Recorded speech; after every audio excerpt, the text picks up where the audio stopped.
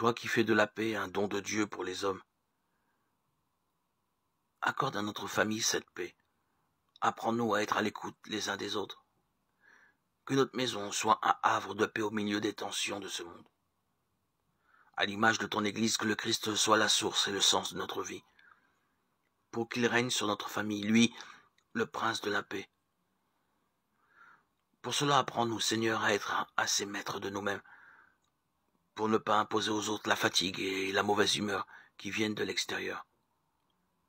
Accorde à chacun de nous un cœur qui comprend, une oreille qui écoute, une main qui aide.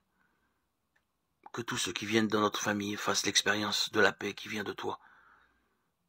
Rappelle-nous toujours l'importance de prier pour la paix, sans laquelle il n'y a pas d'avenir ni d'amitié possible entre les hommes. Offre à nos enfants, par l'exemple de notre unité et de notre pardon en famille, l'expérience de la paix qui fera d'eux des témoins confiants et unifiés en Jésus-Christ. C'est pourquoi le Christ est l'intermédiaire pour une alliance nouvelle, un testament nouveau. Il est mort pour libérer les êtres humains des fautes commises quand ils étaient soumis à la première alliance. Alors ceux que Dieu a appelés peuvent recevoir les biens qu'il a promis et qui durent toujours. Lettre aux Hébreux 9:15. Seigneur Dieu, puisque tu as destiné la nuit au repos de l'homme, comme tu as créé le jour pour son travail, je te demande d'accorder à mon corps une nuit de repos et de faire que mon âme s'élève à toi, et que mon cœur soit toujours rempli de ton amour. Apprends-moi, ô Dieu, à te confier tous mes soucis et à me souvenir sans cesse de ta miséricorde, afin que mon âme puisse, elle aussi, jouir du repos spirituel. Fais que mon sommeil ne soit pas excessif, mais qu'il serve à réparer mes forces, pour que je sois plus disposé à te servir. Qu'il te plaise également de me conserver pur dans mon corps et dans mon esprit, me préservant de toute tentation et de tout danger, afin que mon sommeil puisse servir à la gloire de ton saint nom. Et puisque ce jour s'achève, moi qui suis un pauvre pécheur, veuille, ô Dieu, que je puisse revenir à toi, ensevelir toutes mes fautes dans les ténèbres de la nuit, selon ta miséricorde, par Jésus-Christ notre Sauveur.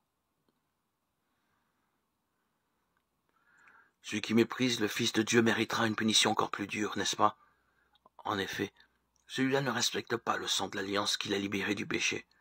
Il insulte l'Esprit Saint qui nous fait connaître la bonté de Dieu.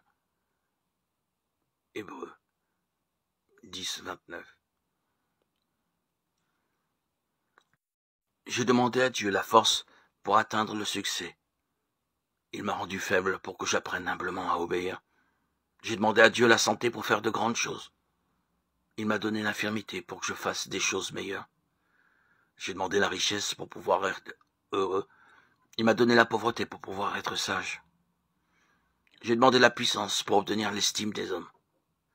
Il m'a donné la faiblesse pour que j'éprouve le besoin de Dieu. J'ai demandé un compagnon pour ne pas vivre seul. Il m'a donné un cœur pour que je puisse aimer tous mes frères. J'ai demandé toutes les choses qui pourraient réjouir ma vie. J'ai reçu la vie pour que je puisse me réjouir de toutes choses. Je n'ai rien eu de ce que j'avais demandé, mais j'ai reçu tout ce que j'avais espéré, presque en dépit de moi-même.